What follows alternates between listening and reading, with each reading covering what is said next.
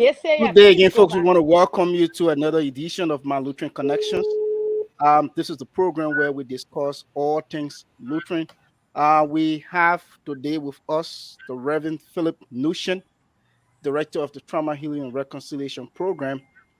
He will be having a conversation with us today on the prospects and challenges of the program, Trauma Healing and Reconciliation Program. Uh, Today with us, we have our lone lady in studio there from Monrovia, Sis Kopo Sele, our ambassador there in Freetown, Sierra Leone, and our brother Josiah Jokai. He's under the weather, but for the sake of, the program, he's on here today with us. We want to say welcome and welcome to everyone. Welcome, Bijo. Hope you feel well. Thank you, Willie. Thanks to everybody, and I'm very grateful to Revy for accepting our invite to sit with us today to converse about the prospects and challenges of the Lutheran Church in Liberia Trauma Healing Program. We know that historically, that's one of the programs that really help in resuscitating many of our citizenry, especially those who return from exile and those internally displaced in the country as a result of the decade and a half civil war. So right now, at the helm of the LTHRP, as it's called for short, is Reverend Philip Nushin. So Reverend, we want to say welcome. Thank you, Josiah. It's good to be here. It's an honor. I am truly out of words to express my profound gratitude to the team for this invitation extended me to be here. Let me quickly register my apology for my inability to have shown up with the bishop at the time you wanted me, but I look forward to appearing with Bishop Pamo. You know what it means. An honor to sit with your bishop on a platform like this to talk about the issues that matter. But everything has time, and so I'm glad to be here. Thank you. Right. There is an adage that says better late than never. So we are glad to have you. At least you accepted to come. It's an honor for us. And it's true. We had looked forward to having you and the bishop on at the same time. That will also be a greater honor for all of us, including yourself. But it's really good having you today, and we look to the future. Probably we can bring you and other folks together on the show, and we all can have a further discussion. But today we are going to be conversing with you on the state of affairs at the Trauma Healing and Reconciliation Program. We know historically the program was established in 1998. Correct me if I'm wrong. Just a little bit of history there. And the program has really done a lot in terms of addressing the physical and social needs of the people.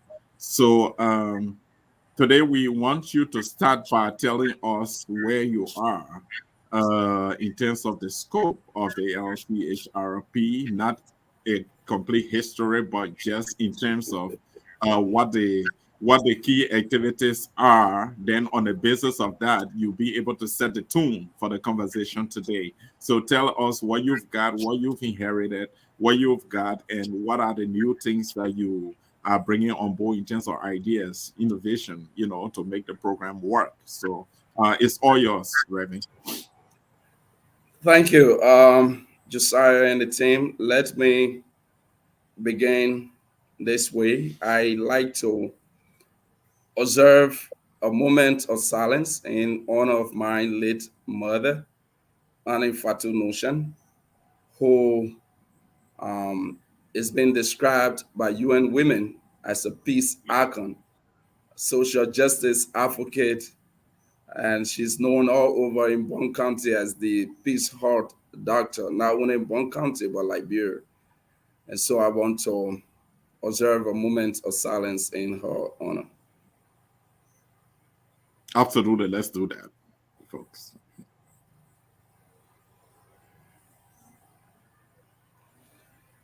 May her soul and the souls of all faithful departed rest in peace. Amen. Again, I'm grateful to be here. I want to acknowledge the hard work that you have done, you and your team, the entire Lutheran Connections team. I know that this platform has been around for some time, um, and I like what I'm seeing and what I'm hearing that we can begin to focus on our different projects and institutions within the LCL, providing us the opportunity to talk about the work that we do. Uh, Honestly, I want to congratulate you for this initiative. I think it will help to promote our church and to help people understand what the LCL is all about and some of the things that we're doing in our own way. So I want to thank you for this initiative because you are right. The Trauma Healing and Reconciliation Program was established about 25 years ago. And some of the things we'll be talking about here tonight um, started happening, have been happening over those 25 years. Some of them are really new that we'll be talking about, but even the new ones started 2, 3 years ago. And I'm glad that we can help our listening audience to just understand the work of the LCL Trap on this platform tonight. Trap was established to do two things: promote peace building, national healing, and reconciliation, and to also provide psychosocial rehabilitation, especially to individuals who have suffered the severe effects of the Civil War. And since the establishment of the program,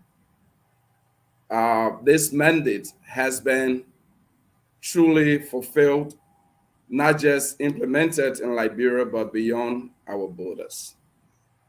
You are right, TRAP played a very pivotal role in bringing peace and stability to our country through the disarmament process, reintegration, and all of that.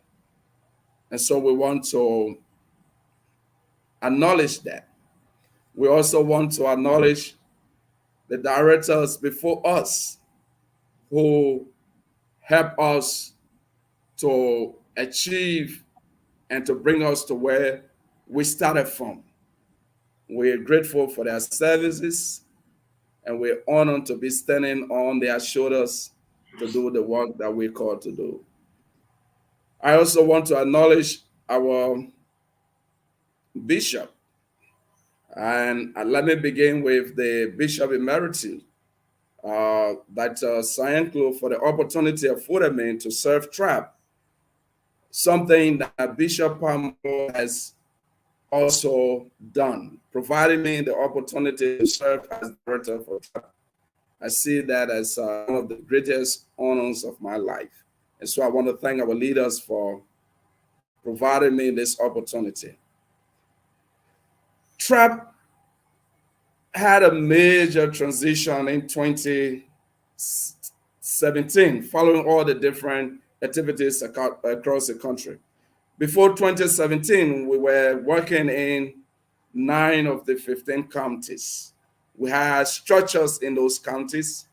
We had sub-offices, community-based structures established across those counties to help us do our work. At the time, we were working in partnership with the Church of Sweden. And so we had the capacity to work in those 9 counties. In 2017, the Church of Sweden had the position to move on into different places because we had left from this stage of emergency and we're now in this major developmental stage. And so Church of Sweden had redefined their own priorities and we really could not fit what they were doing at the time. And so they pulled out. We want to thank the Church of Sweden for the level of support to the LCO tribe. Immense, huge support for many years. Church of Sweden was there. So it became a major challenge when our traditional had to leave in 2017. We ensured that this tribe continued. Thankfully, before 2017, we had this partnership with Bread for the Word. Bread for the Word, the work with Bread for the Word is big to Grand Bassa County.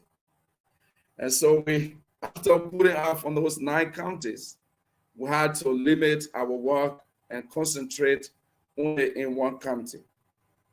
So as we speak,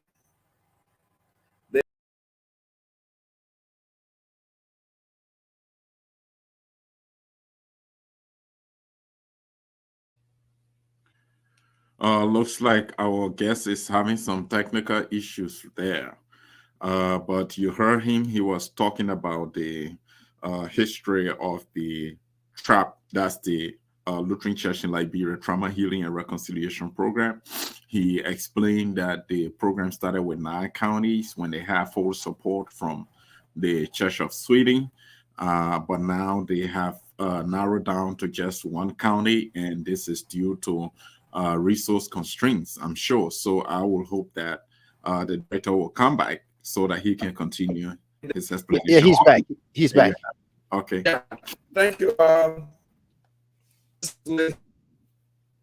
In our this and so I will do to just this um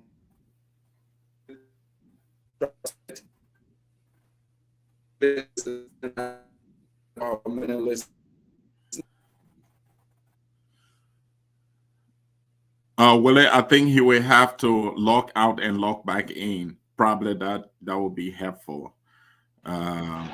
Let us still, if the audio visual is giving him problem, then he Yes, can just on the phone. just turn off. No, he can turn off his video his because video. the video consume more data, so he can Absolutely. turn off his video and use his audio. Okay. Hopefully, when he comes in the next time, we'll try to tell him that. Yeah, okay, we will just tell him to okay. Reverend, one thing that you could do would be to, if you can turn off your video and leave the audio, send the network connection is giving a problem. Let's try that. Yeah, just do the audio. Just turn off your video and we can try that. Yeah, let's do that. Let's do. Yeah, so you can turn it off from your end. Okay. Okay. Yeah. It's okay. Is the video off? Yeah, the video. Here's different. Yeah, but go ahead. Go ahead. Let's see. Go ahead. We still see a picture, but go ahead.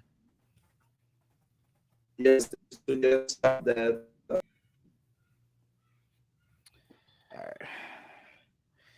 Buddy, Yeah. Buddy, that will be consistent. So if we can get him on the phone, Get him on the phone. Okay. Yeah. Let's try. We can get him on the phone. Yeah, that's our last result. So no problem. We'll just Right. 1 second.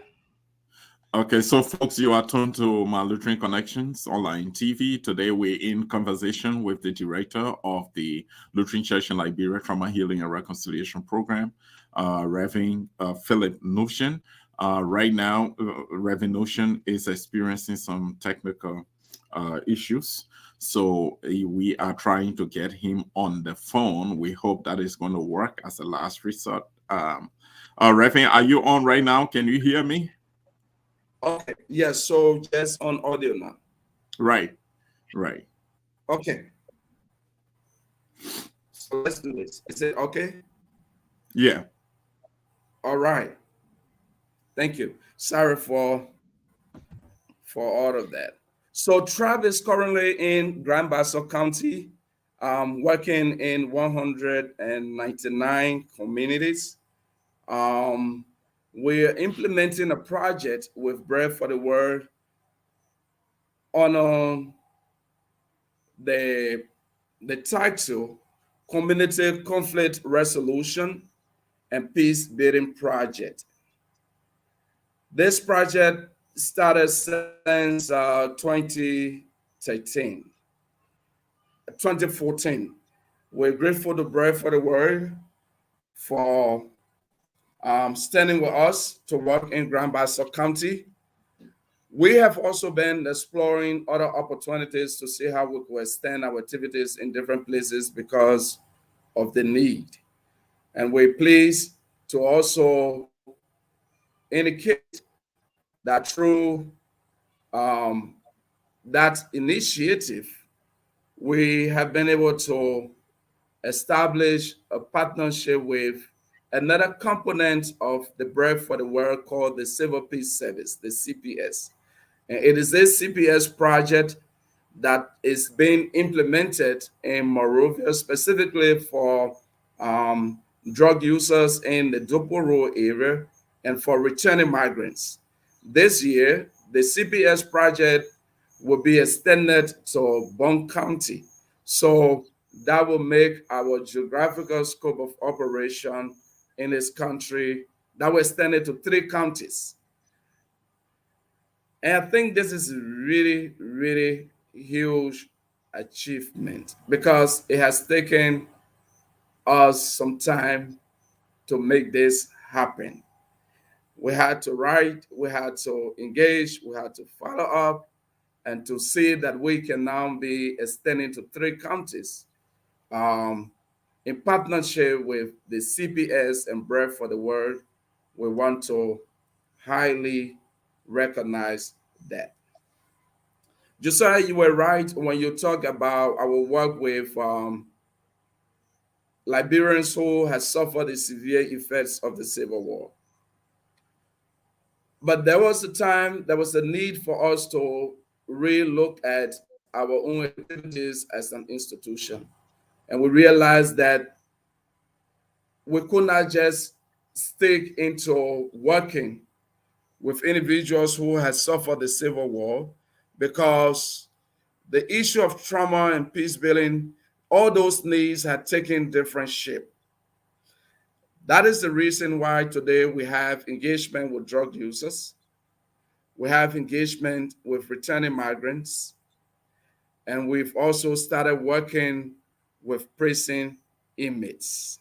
So the need for psychosocial rehabilitation has now transcended just the effects of the Civil War.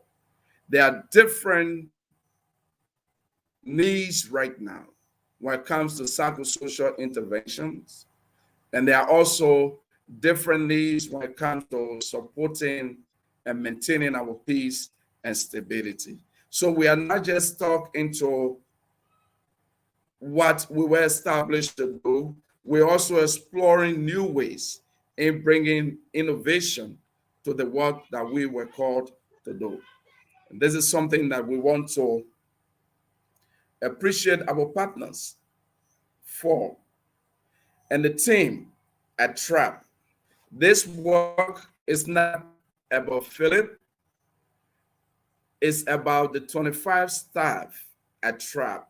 We have right now 11 volunteers and 14 employed staff at the institution who are working tirelessly to ensure that the LCL TRAP reaches out in more meaningful ways to individuals and communities in need of psychosocial rehabilitation and in need of conflict resolution. I tell you this much. 2 Saturdays ago, we were in compound number 1, Grand Bassa County, one of the communities that we work in. We had our partners from Germany visiting with us. And we had this dialogue meeting where one of the police officers working in compound number 1 participated in. And this officer was saying to our partners, LCL Trap's intervention in his community is almost putting us out of job, because the cases that used to come to the police station, they're able to solve them. These misdemeanor cases are being handled at their level, and all the criminal cases come to us.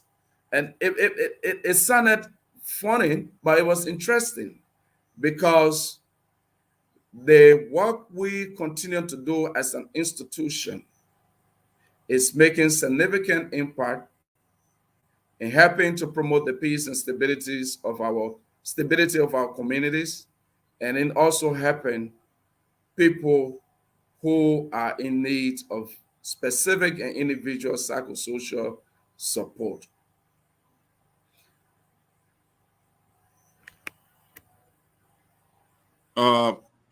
Reverend, thank you so much for the overview. We appreciate it. That's very, very effective in terms of the detailed information provided.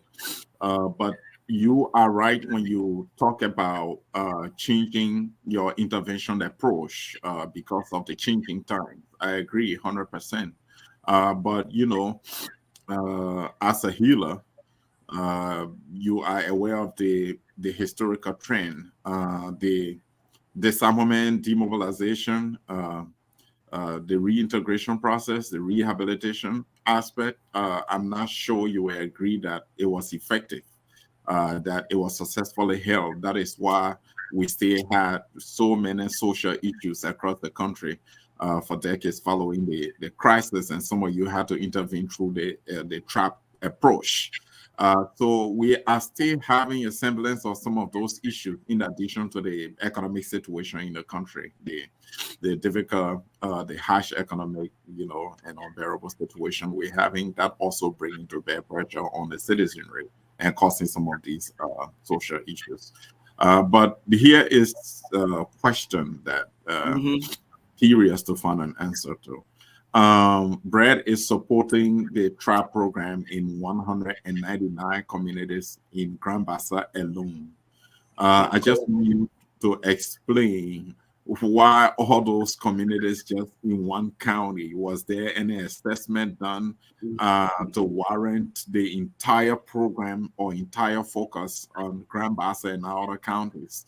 Narrowing down from 9 to one county, Grand Bassa, or was this dictated by the donor since they were providing the funding? Was that the case? I like the question, but before I come that, Joe, I think our Civil War ended 19, 20 years ago. You are right. There is no way we can completely divulge our current situations from the Civil War. We have to always be reminded of where we've come from. But some of the issues that we're dealing with today, my brother, some of those involved, they had no experience with the Civil War. And one of the biggest issues we have is this issue of drugs that I'm sure we'll talk more about. Yes, let's hold that as we come to talk about the drug issues. Right. Right, is it's having the Civil War will have effect on the economy and everything. But one of my major concerns is this issue of drug, and it's just a big problem that we'll talk about later on. To answer your question, our partners have not treated us in a demeaning way. Let me just be blunt. Always treated us with respect and dignity. No, just to correct, Reverend, I'm not saying that they treated you in a demeaning way or looked down upon. I was just asking, are the they are the benefactor. Did Yes. that factor play in any way in the decision just to focus on No, grandmaster? no, and that is Yeah. the point I was making. There is this mutual respect between Bread for the Word and us. And before the project was approved in Grand Bassa, there was this assessment done. And based on the assessment report, it informed the project area, Grand Bassa County. One of the reasons is we're also working with partners in Liberia, and you have partners in different counties and different communities. So they want to be careful not um, to duplicate activities, in the same communities. So if you have this partner in community A doing the same work, they want partner B to move to community to do, the same work in different communities. And that is one of the factors that has informed the area that we now work with Bread for the Word. They did not demand that to us because they are the benefactor. It was based on mutual understanding and respect. Wonderful. Jerry, Ambassador, would you like to come in here? Thank you, Joe. And I also want to express my appreciation to the Reverend for granting us the time to have the interview with him. Reverend, Thank you, Ambassador. yeah, thank you for the overview, which is laudable. And I see that you're doing a lot of things. And did I hear you say that you got pretty close to 1425 staff? 25, including 25. volunteers. Including what? Volunteers. Volunteers. Okay. All right. Yeah, Ambassador, So, I learned he has 11 volunteers with 14 permanent staff. oh, Yeah. okay. That's good. Okay, that's good. That's good. So, Reverend, I would like to begin like this. I know we are dealing with two components here as we discussed the trauma healing aspect on the one hand and the reconciliation on the other hand. But I would like you to give us some updates because it's a charity begins at home, ends abroad. I know we got some serious reconciliatory issue in our church.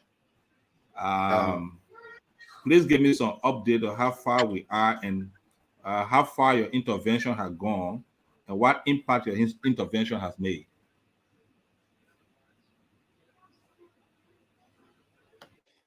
All right, folks, we again want to welcome you to my Lutheran Connections. Sorry we lost the Reverend Philip Notion. This is due to network challenges back home.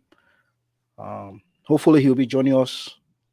If not, we will have to get him on the phone. But we will. Okay, here he is. Here he comes. Okay. Okay. Yeah, go ahead, Reverend. No, but I need to Yeah, get turn off this. the video. Okay. Yeah, turn this video off. I don't know. Will you help me to do that? You remember how did you do it from your No, you end? have to do it from your end. Just take your mouse over your Yeah, down yeah. the bottom. You will see microphone Setting. and stop camera. No, Yeah, I next to got it. settings. Yeah. I got it.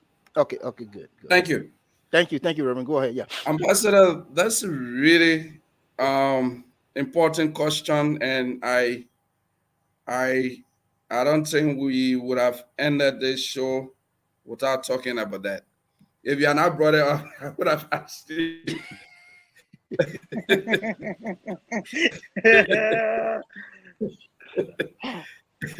If you had not brought it out, I would have asked you. I like the emphasis the ambassador made that serious reconciliatory issues, several of them. That is my understanding. Um, but I just want every one of us to know that um, there will always be some issues that we need to take care of as people, as institutions. Those issues will, the LCR is dealing with some of those issues right now. But as we see them, I am not of the opinion that our church is falling apart. We still have a strong church in very good hands. Bishop Pamo and our church has always been in good hands. So I really don't get frustrated when we have these issues that we need to deal with among ourselves. That is part of the work that we do. From the level of the trauma healing and reconciliation department or program of our church, we are concerned about the issues, the issue right now with our national women. I know it's one of the major issues that people are talking about. And Ambassador, I want you to know that the office of the bishop is concerned about this. You imagine the bishop walked to our office for us to have conversation around this, something that we've already started doing, engaging few stakeholders. And in the not too long distant future, we will be engaging all of our stakeholders around our national women leadership and even members of that auxiliary of our church to have conversation. You are right. Charity begins at home, and when these issues are happening within our church, we get involved, but it has to be done in a way that will help to resolve the issues. Our involvement should not be misconstrued, and it has to be, we have to get everyone involved. So what I'm saying is that where we've already started taking some actions, and once the office of the bishop is involved, we will not speak more to that. The office of the bishop will be communicating to the different stakeholders, and I'm sure when actions are being taken in moving forward, you will also be informed about those actions. But we are aware, and we've done it before with the National Lutheran Youth Fellowship ambassador. They had some issues. We did some intervention, and it was a good engagement with the young people. It has happened before, and we're very optimistic that we will do it again with our women. When the bishop sees the need for us to have further engagements with other departments or auxiliaries in our church, the national issues of our church, we cannot exclude the office of the bishop because they will impact the work of the Lutheran Church in Liberia, and the bishop is concerned about that. Okay, so as the director for the LCL trial, do you think? I know I heard you saying that the church is strong and is now falling apart, but do you think that there are issues that may cause it to fall apart? And if there are, what do you recommend that what action do you recommend that we take so that we hold the church together? Um, I just want to know because you are the expert and you got expertise in this issue, and so we just like to know if you know, because we see letters flying around, we see accusations coming from one corner to another, and so we just want to know from you, do you think there are elements that are intruding to the point where, if not addressed in the soonest possible time, there may be the likelihood that we'll have some serious fracture in the church? Um, I like I said, there will always be issues, Ambassador, and we are at a point where we are just dealing with some of those issues. As a director of the Trauma Healing and Reconciliation Program, one of my responsibilities is to walk to the office of the General Secretary and call his attention to a specific issue. Is to walk to the office of the BA and call his attention to a specific issue, and to also walk to the office of the bishop and speak to him on specific issues. And all of the offices I have mentioned, especially that of the bishop, um, have always given me listening ears. So there are different ways we can approach the issues about whatever concern that you are raising beyond the issue of the women that I spoke to.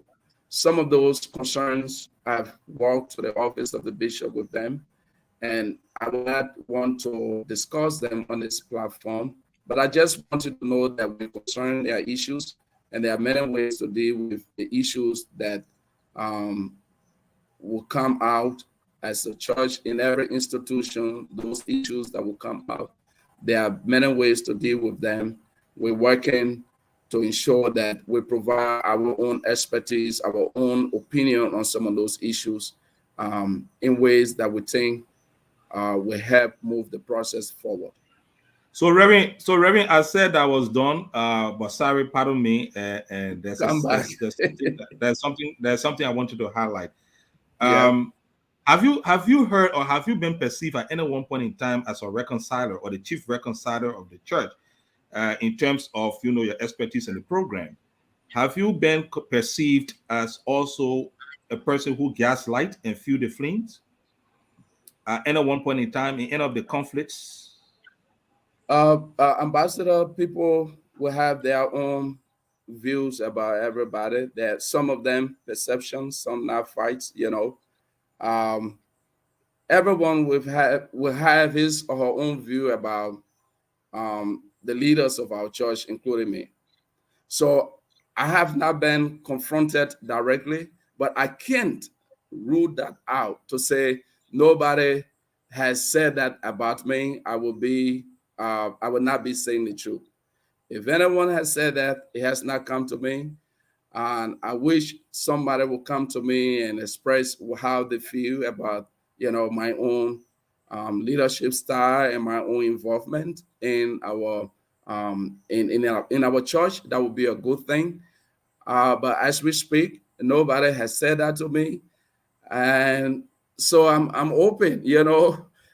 I tell people the office is for the Lutheran Church in Liberia. That is where people come, sit, cry, and just empty themselves when they have to. And so we're open to accepting different views about us as they come, but we have not received such comments yet. I don't want to be in trouble with the No, what do ambassador. you think? What do Ambassador, you think? ambassador, are you done yet? I think Joe, for now, yes. I think for For now, yes. now, yeah, for let, now, okay. let, Okay, let okay, it, Ambassador. Willie will be coming with follow up, but there is something that I don't want to lose my thought on. Reverend, you mentioned that you like to confer with the bishop on the women issue. I was wondering whether or not the bishop has to give a go ahead or sanction that before it happens. I know that you have your mandate and as you have made interventions in the past, whether or not you cannot just intervene in the women situation, because this is sensitive and it has caught the attention of Lutherans at home and across the world. So that's how important this is. and that is why we have to be careful how we approach this issue. I like the motto of my Lutheran connections, discussing Lutheran beyond emotions. You Right. know, yeah, securing us. Just as you have it. That is Yeah, important. securing the fights beyond emotion. Yeah. Yeah, and so Job, the issue of the women, we're talking about the national church, the national church. You're talking about national president, with and secretary and vice president and all that. So it's not just like something happening in one parish or in one preaching point and we move in. Once it involves the national church, And you know that the bishop has been involved with this issue, and other leaders of our church have been involved with this issue, right? So whatever intervention that we make, we have to do it right. And that is very key to this whole process. You will not believe that we started engaging one-on-one women one-on-one far back as last year before this time. And so those one-on-one engagements are bringing us to where we are today.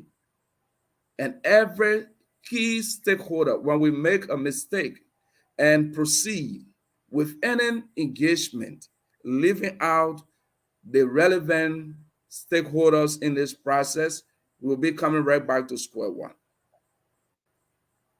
We will be coming right back to square one.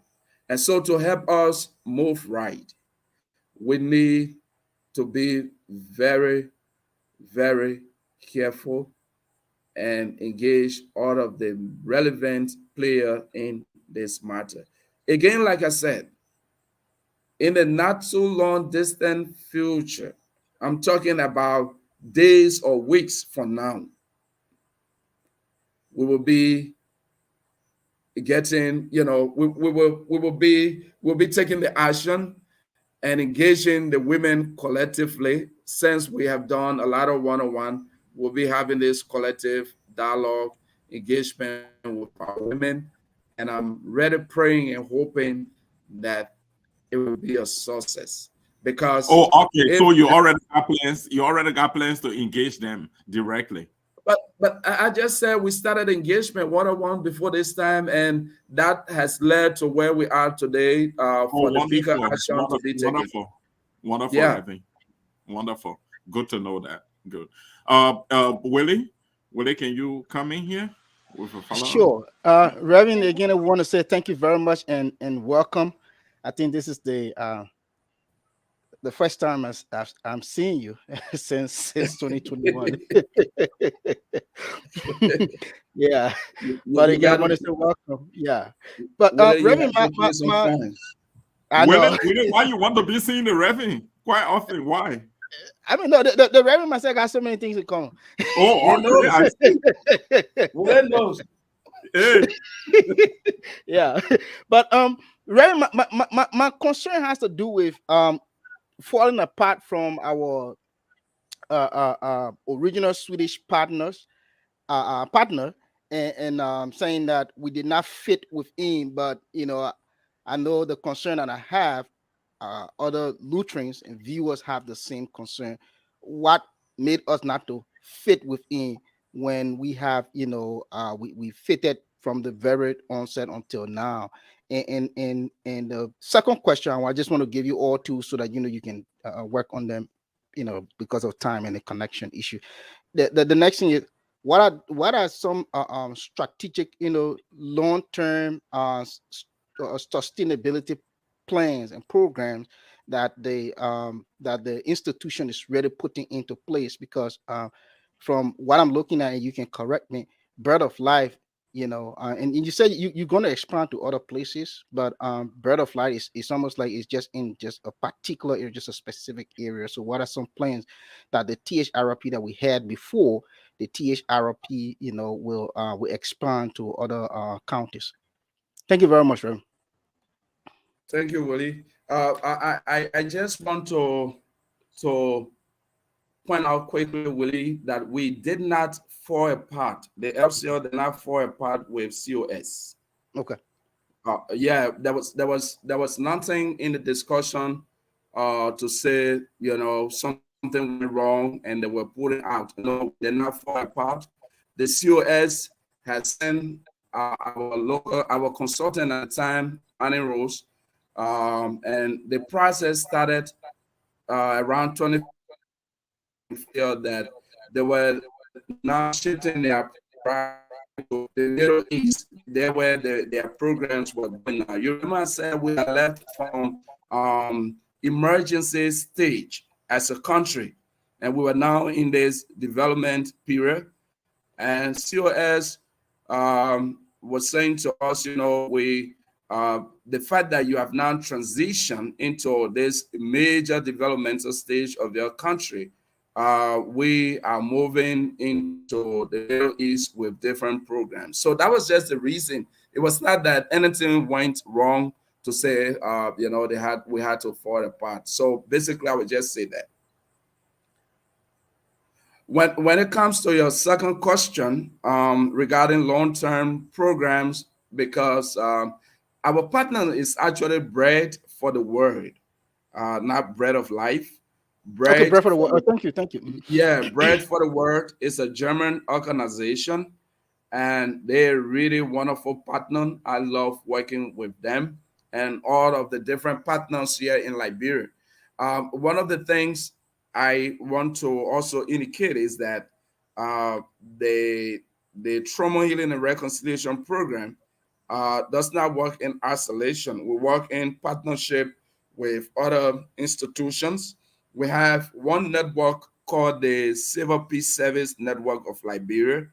It is comprised of 8 different organizations that are being sponsored by Bread for the Word.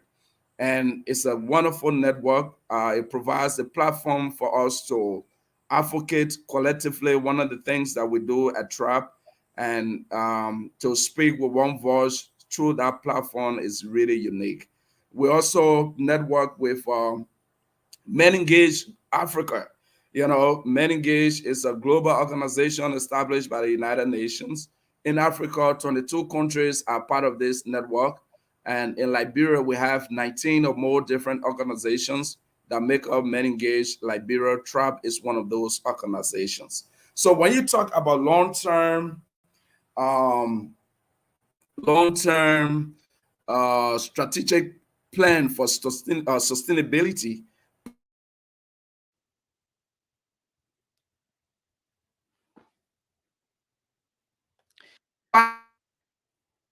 partnership opportunities we have as an institution because we believe in that. And in the next year or two, one of the things we will do will be to, because when you look at um, our own vision as a church, that is the Lutheran Church in Liberia, we have what we call the 3 serves: self govern, self propagating, and self sustainability. The 3 serves. So, one of the things we'll be doing in the next year or two will be to work with LCL congregations and schools to build their capacity in ways that they will be able to work on their own trauma healing, conflict resolution, and psychosocial intervention program. Because I tell you this much, the need for conflict resolution and psychosocial rehabilitation in this country has become even more relevant than it was many years back. In my introduction, I talked about our engagement with women from Oman. I don't know whether you've been following this whole case about human trafficking that is taking place in this country. The Yeah, sure, government, sure. yeah, and this is a huge problem in this country that a lot of people don't know about. The government of Liberia has been working with the International Organization for Migration to repatriate some Liberian women who were trafficked to Oman. About 150 of those women, through the instrumentality of the government of Liberia and the International Organization for Migration, have returned home. 2 weeks ago, we had the opportunity to meet with 50 of those women for the period of 5 days. The 5 days that we engaged those women for, the emotions in the room, the pains and frustration and disappointment, the anger, the hurt that were expressed by those women, they were so severe that 2 of those women fainted in the room. Wow. 2 fainted in the room. So for anybody to think that, the need for trauma healing is not relevant today. The need for conflict resolution is not relevant today. I would rather beg that person to rethink. And so this need might even be more relevant in the next, these needs will be even more relevant in the next 3 to 5 years if things remain as they are. And so to help us as a church to always respond to the need of people, because that is what we're called to do as a church. We will be working with our congregations across the country and our school system. We've already started having conversations around that. But in Grand Bassa County, where we're working in these 199 communities, we have established 33 different clubs or structures, including peace clubs that we're working with to promote conflict resolution and to also provide some psychosocial rehabilitation on a very low scale. So partnership and working with local community structures are two of the major strategies we have for the sustainability of the LCL Trauma Healing and Reconciliation Program. Oh, thank you, Reverend, and Willie, thank you for those questions, especially the one that has to do with the long-term plan. I think that was quite important, and that made Reverend to elaborate further on some of the plans that they have in store. I know, Will, you have a follow-up? I will come back. Yeah, But let me just ask Reverend this question. Reverend, when we were partnering with the Church of Sweden, we had so many opportunities that afforded TRAP to expand its activities across the country. In fact, you talk about 9 counties, that was quite significant. And I know we all on this platform and those following us realize the benefit of the efforts of TRAP by then.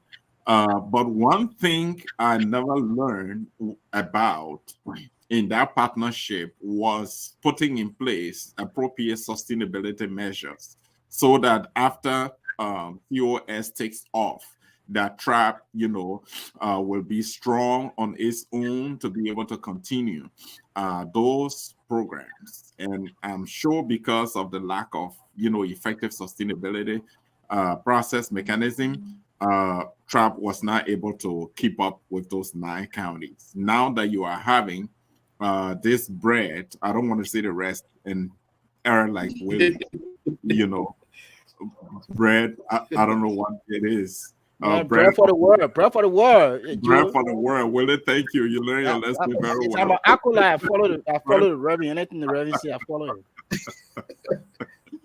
Well, Reverend, that is the problem we are faced with here. Willie kills us all the time with this acolyte thing, No, I'm a senior acolyte, very much a veteran one. But Reverend, here's my question. Now with bread for the word experience, what sustainability mechanism is TRAP putting in place to ensure that when bread leaves, that you are able to continue or even extend the program beyond the current scope?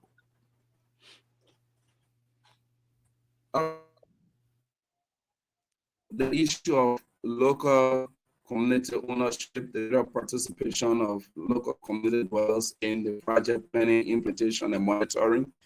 And that is mainly seen through the different community structures that we have established in Grand Bassa County. I spoke of 33 local community structures.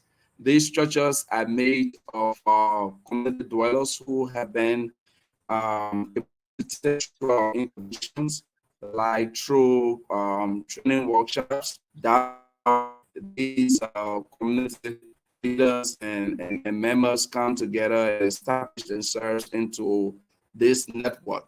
And they have all kinds of interesting names. One of the community structures that I love so much, I hope the other the two are not listening, is the one that is referred to as the Council of Elders. The Council of Elders is comprised of, this is a structure, right? Like an organization of chiefs we're talking about the custodians of our tradition in Grand Bassa County District number 1. We're talking about traditional leaders. These are important figures in our community. And so after training, after our intervention, after our community dialogue meetings with them over a given period of time, we prepared them and they came together and established this network. So today, if you want to meet with all the chiefs in district number 1, you just call the leader of the council of elders. He will be able to organize that group to meet with them. And that group is very relevant because there are some issues because about it. Those leaders have also that they've been trained. So if training on number 1, the council of elders group has they were about peace building and conflict resolution. Don't know everything, but at least know the basics from our own perspective and from their traditional experience to be able to resolve those conflicts. One of the reasons why that group things that really push that group to have been established. There has been conflict in district number 1 between 2 communities. The others for those 2 communities were having some issues. They were fighting, and everything was not really good for the communities. When we engaged them, that led to resolved through intervention by the grace of God. The others from the 2 communities are all members of the Council of Elders. And the work, their communities are peaceful. I think this is something that this is a major lesson that we've learned, and we're going to use it, like I said, to be able to just continue that across the different districts and parishes of our church as a way of helping to sustain this project.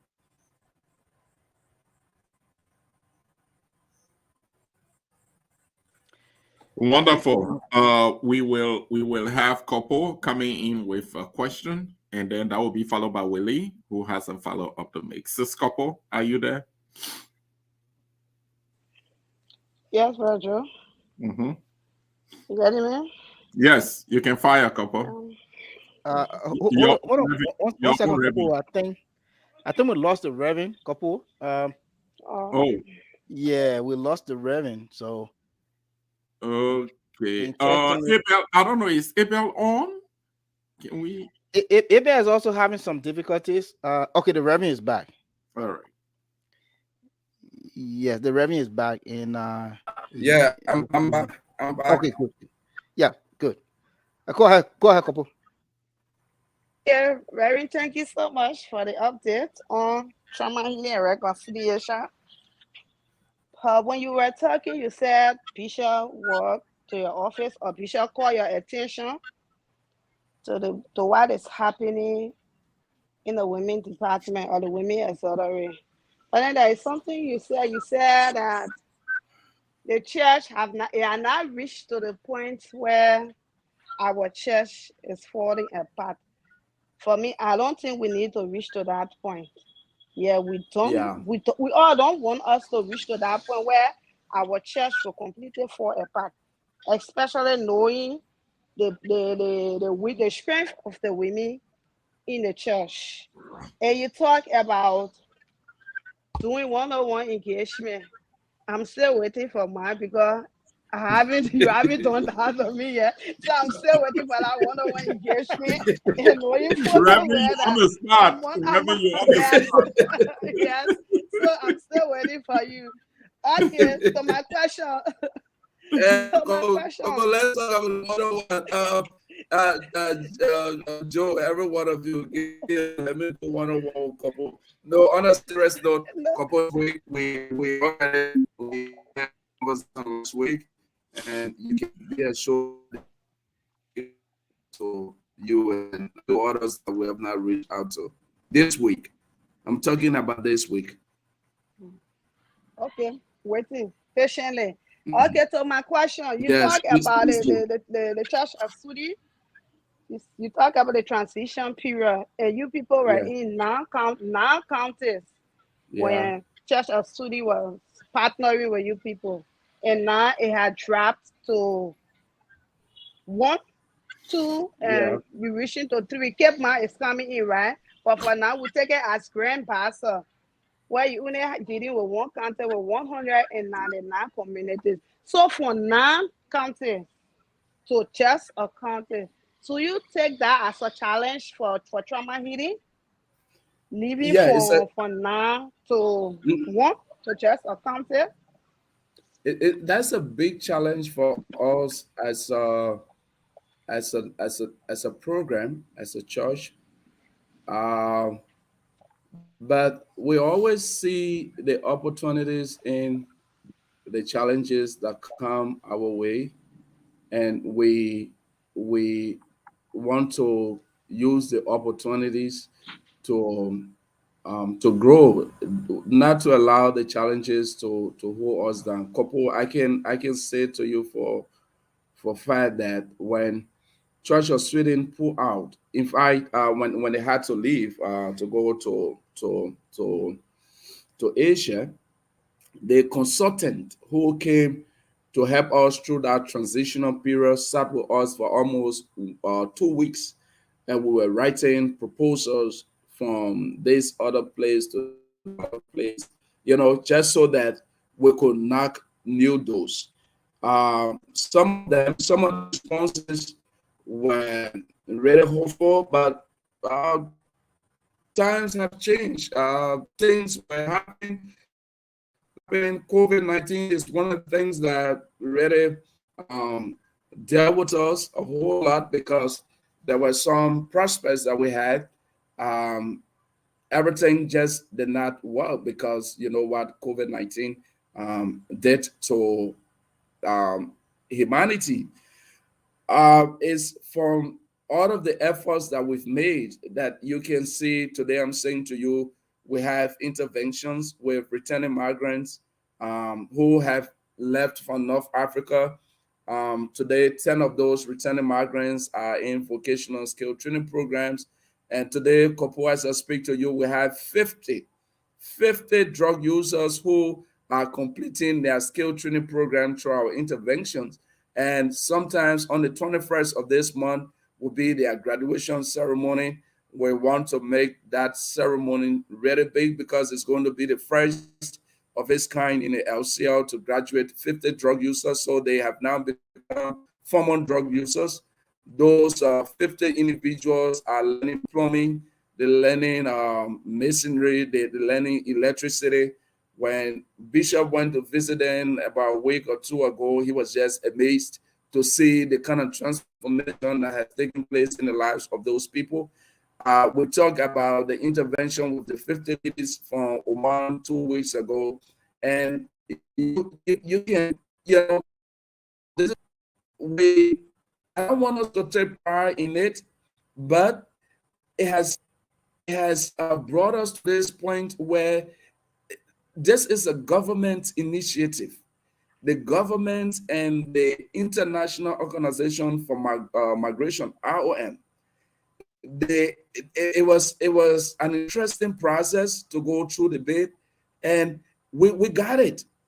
We got it. So for us to have gotten this intervention opportunity from the government and the International Organization for Migration, I see this as a huge, prospect for us. Just that recognition that you have a church institution in this country that has the capacity to help provide psychosocial intervention to people, to individuals who have gone through this experience, through this crisis.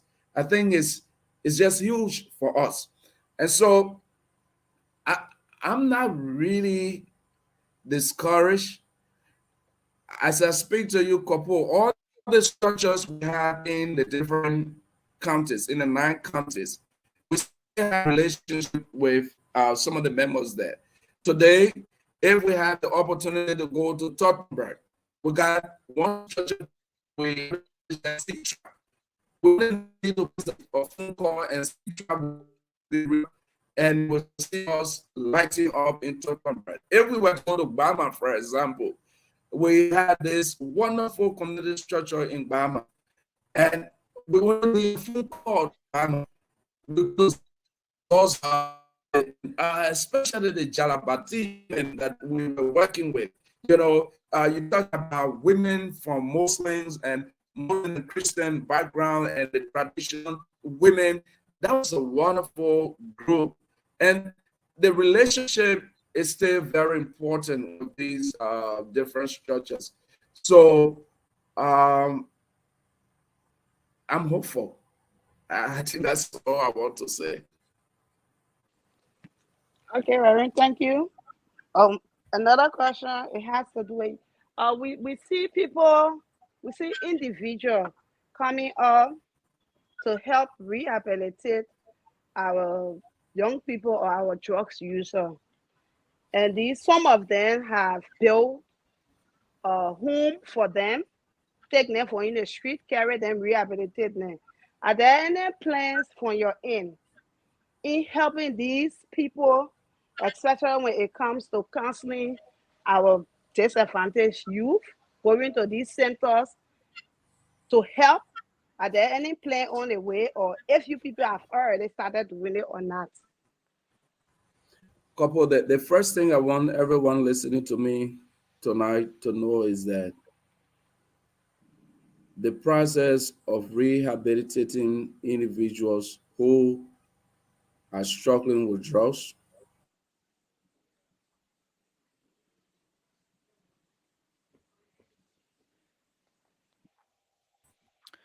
Folks, again, we want to say thank you very much for staying with us. You are in tune to my Lutheran Connections.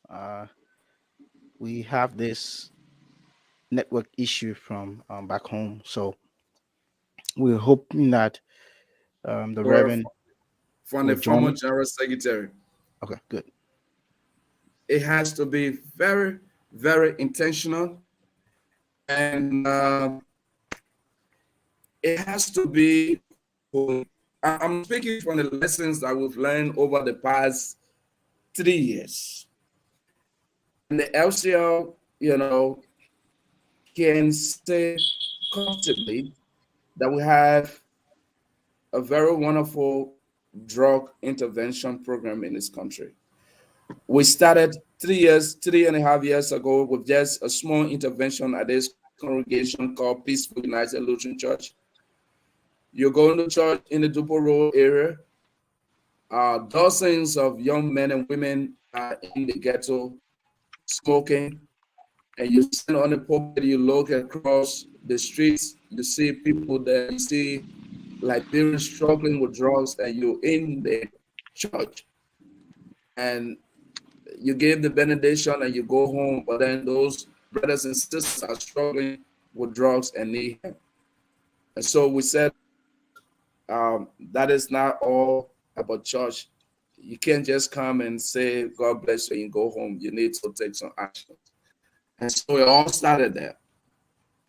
The lesson we've learned with our partnership with the Civil Peace Service in working with drug users over the past 2 years, the issue of housing accommodation is very critical to rehabilitation. Very critical. Couple, we've learned that it's almost impossible to have a sustainability process if the drug users are not detached from the ghetto. You can provide all the psychosocial support. You can provide all the medical support, treatment, and whatever. And if that person does not have somewhere to stay, they have to go in the ghetto. It will be difficult for them to really detach from or to be rehabilitated. So we appreciate everyone who is finding hosting for our brothers and sisters struggling with drugs. And let me point out Senator Dillon. When we were launching the second phase of our interaction with drug users, he served as our keynote speaker, and he has called himself to taking 10 of our brothers and sisters that we're working with into his rehab center. That is laudable. In furtherance of that, this year, I can assure you this year, by the grace of God, we already did some intervention in, we'll be moving into LTI. We want to do some work into LTI. And at LTI, we will be taking some of our sisters, brothers struggling with drugs, carry them there. They will have place to stay. They will have counselors. They will have food, and they will have medication. They will have skills. So we we've learned that it is important to have housing for people struggling with drugs, but you cannot just put people in a place, couple, and don't provide and care for them. They will do anything to care for themselves. So if you are taking somebody from the ghetto to home or to a center, all that they need to help them through the rehabilitation process cannot be overlooked. I think I wanted to just emphasize that point. It is very essential to disconnect from the ghetto, but wherever you take them, you cannot let them be.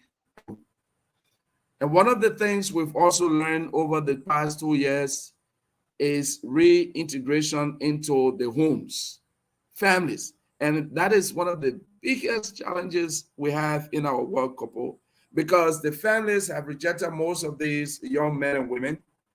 And they say, you're been in the street. Some of them have been in the street for 9 years, 10 years. And let me tell you tonight, not everybody is uneducated. Some of the people, some of the times we're working with, went to Europe.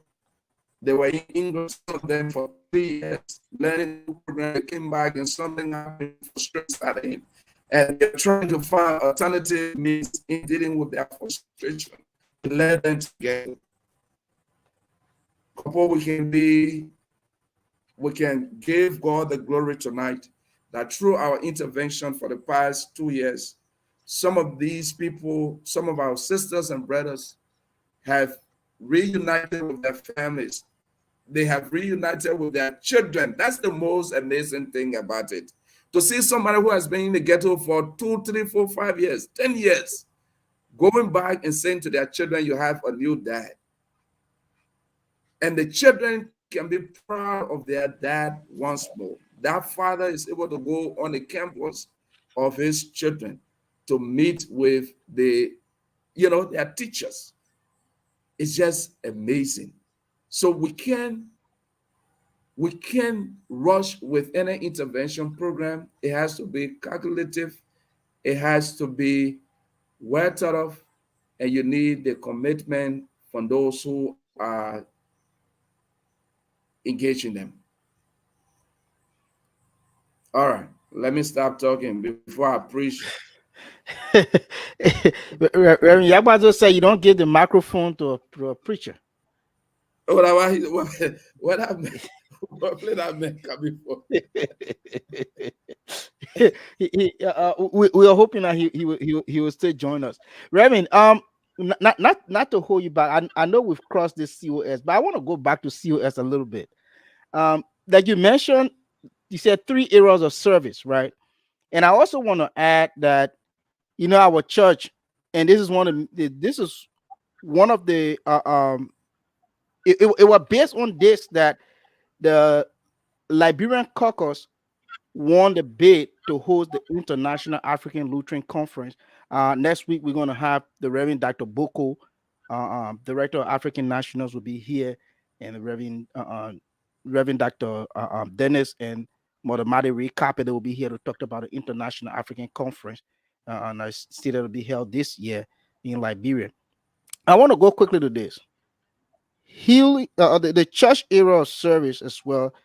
Preach, teach, and heal.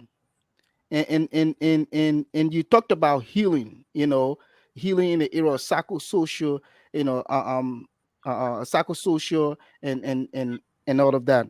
And you also mentioned that we secure a bid to, you know, take on this the psychosocial counseling aspect when the government worked through IOM to bring some of our sisters back home. So my point now, my concern now is this. And you also mentioned that during the transition process with COS, they had a, they, they, they, they, they had a consultant that was there and worked with you people and everything, and, trying to write some proposal all around.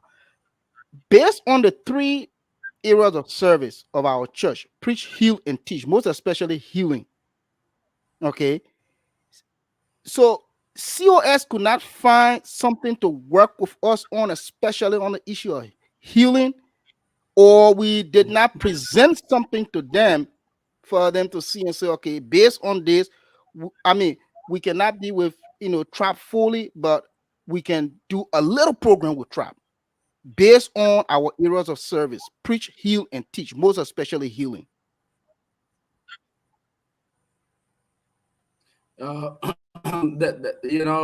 Wali institutions will redefine their mission, vision. They will rebrand themselves.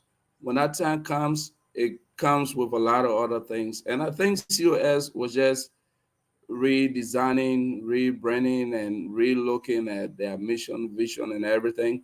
And it was time for them to leave. The COS was not only working with Tribe; they were working with our central administration. I think they were working with other departments in our church. So it was not only Tribe. They left. The donors will come and donors will go. They see that, for example, they we did some work with Cedar, and Cedar, the time was over. Cedar left. Let's come to what's this place? The Danish Evangelical Mission, for example, DM. DM was sponsoring the HIV and AIDS program when I was there up to 2013, 2014. DM, did a huge work with HIV and AIDS. And we were all over the place, creating awareness and conducting trainings. We worked with DM in Guinea to establish the program in Guinea. It was even the Danish Evangelical Mission that took me to Sierra Leone. For the first time, I went to Sierra Leone to work with the Bo Anglican Diocese. I'm talking about somewhere around 2007, yeah, 2005, 2007, all of that. And when time came, the Danish Evangelical Mission said, we're changing our priority areas now, and we changing our mission, and all kinds of changes were taking place, and they stopped supporting the HIV and AIDS program, LCL. And that is not only the LCL, it also happened to the partners in Guinea and Sierra Leone. So it's possible that one day Bread for the Word will also say, hey, we are moving to another place. So I, again, was not disappointed when COS had to leave. It was just really challenging for me because I had just come to Trap and they were leaving. So we had to do a lot of paperwork. We had to write. We had to do a lot of follow-ups, and yeah, that was it. Thank you so Okay, much, Reverend. Reverend. We Thank you just want to very much. recognize our viewers quickly. Right, right. This is a tradition of our program. We always do that. And based on the time, we will just recognize a few, and we will go back to our ambassador there in Freetown, Sierra Leone. But quickly, I want to recognize the Reverend Peter Chilu Logan, the former BA. And we want to recognize that the BA is watching you, just so you know. Former BA is watching you. Yes. Tell And that man also, he owes me. And also want to recognize our regular follower, Brother Royal Jerome Jala, and our bishop. We know us always. Bishop is there following us. Our Sister Marlon Molva. Sister Marlon Molva is there in somewhere Rhode Island. She's following us, and one person in particular. Uh, uh, um, Director, do you care to pronounce this our viewers now our viewer first name?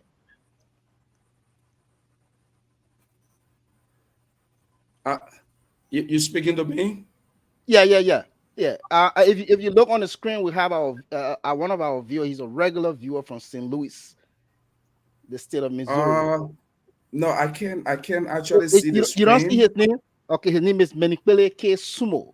I just wanted to reference that Oh wow. Josiah knows that I'm very much, I'm doing pretty well when it comes to Pele. So, yeah, Menipele K. Sumo. Will it please recognize our viewers, please? No, that's Oh, what I oh, just did. I just did, and I wanted the Reverend to attest to that. His name is oh Menipele K. yeah. Sumo. Am I right, Reverend? My man, you Agula, you wrong. What you call it? That's how Josiah, man. Josiah is a bad influence. So I won't follow him no more. No, you're right. You're right. You're right. Okay. No, I Willie. got it right. I mean, once the Reverend You, said it, then I got it right. No problem, Reverend. you're right. Yeah. So we'll go to our ambassador there in Freetown, Swelling. Ambassador, are you there? No, Bishop Oh, message. Bishop. No, I did. I recognize. I think I recognize Bishop. We No, have not recognized Bishop is listen. watching. I did recognize Bishop. I told you I'm a veteran acolyte.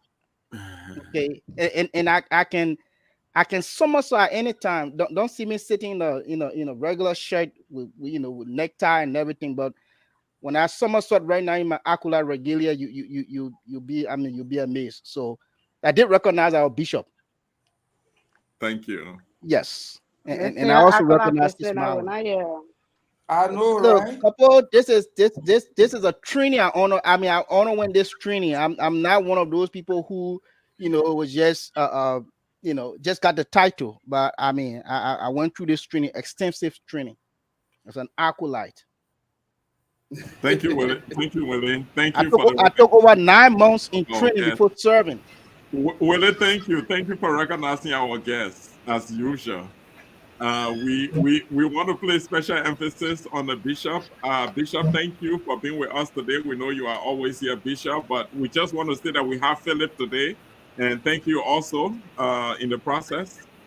So we are here talking trauma healing and reconciliation, and you follow the historical perspective provided by Philip. Very good. He talked about where the church is currently, the interventions are being made internally, which is quite important.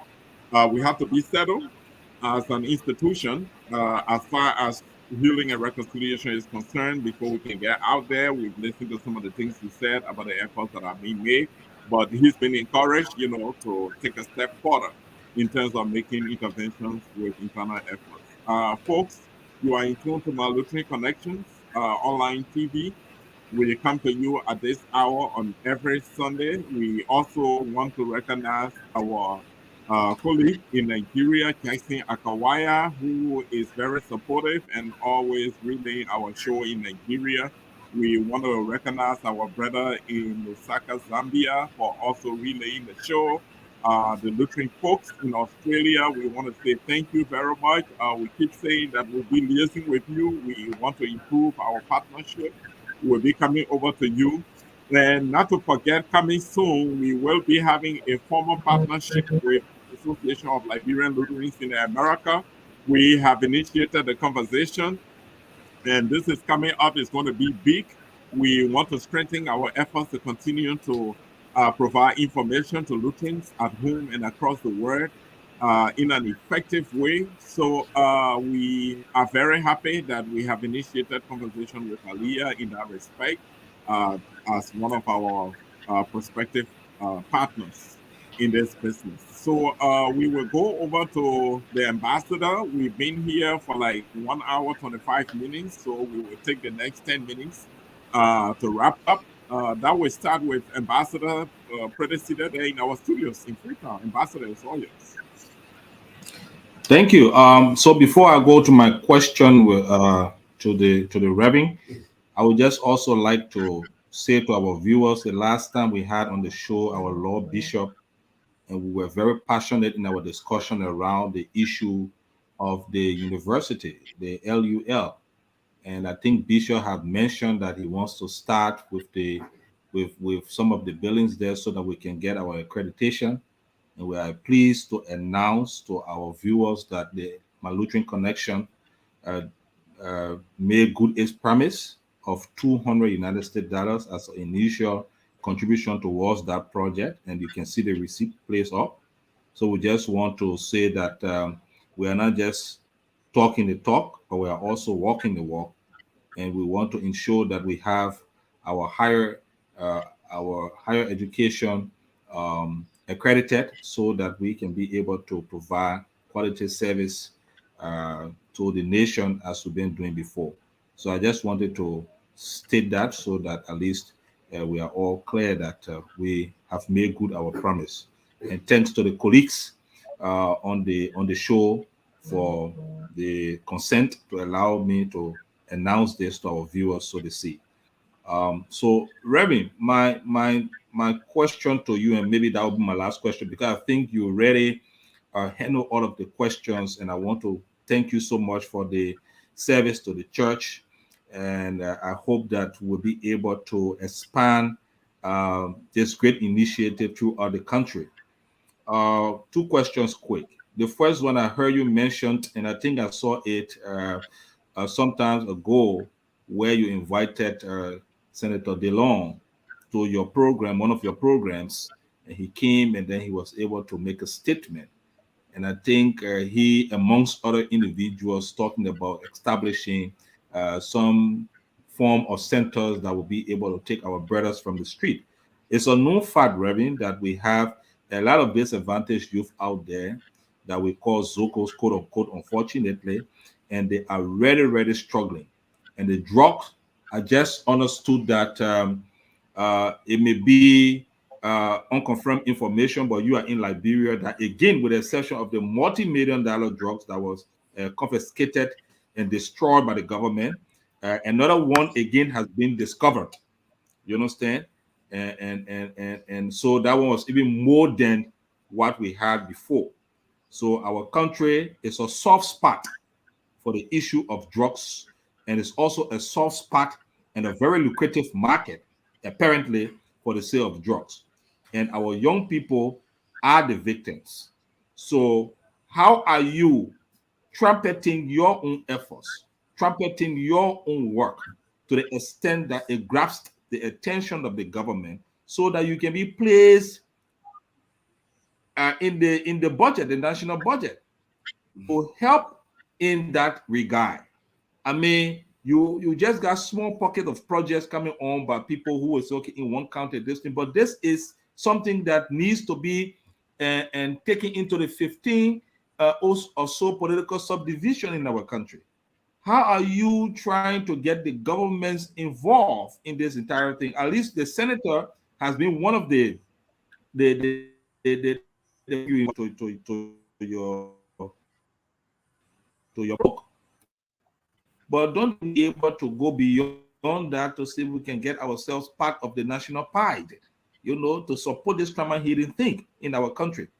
You see, it's not only about reconciliation, but it's about serious trauma healing and the traumatic stress in our country, and the number of young people who got victimized by the huge quantity of drugs coming in our country. It's just all but putting ideas together to get the attention of the government so that we can be able to get some subsidy or some subvention, so the Lutheran Church can be able to help in that regard. How are you? What's the approach, so to speak? And then my last question is: are you contemplating on trying to see how you can get the church in a reconciliatory mood? Because for the looks of things, it's almost like the surface may appear to be everybody smiling, but deep down underneath, there are so many issues. So are you contemplating on getting the church in a reconciliatory move, like having a reconciliatory convention or conference, or having something big where people can be able to have discussion openly, exchange views, no matter who you are, and we try to shake hands as brethren in Christ, and we move forward. You understand? Are you thinking on that? That's my two questions. And thank you for the time. And I think that's my last question, Joe. Ambassador, you still don't want to leave, Ambassador. This is Ambassador can ask the question and come with the passion. And I think that's very good to set the stage for the guest. Yeah. So there you have it. And the question is powerful. I don't want No, to that's a ask powerful question, the especially the first last question one. you ask, Ambassador, it is so powerful. The one that has to do with what the church is doing to get support from national government. I think that should raise the antenna of the church in a serious way. Thank you, Ambassador. Thank you, Joe. Let me pay some respect to our bishop. I'm glad that he is listening. It's an honor to have the bishop listening to our conversation. And I'm also glad to have all the others who are um, listening to our conversation, all the other guests who are listening to our conversation and following. I think it's an honor. I want to recognize that.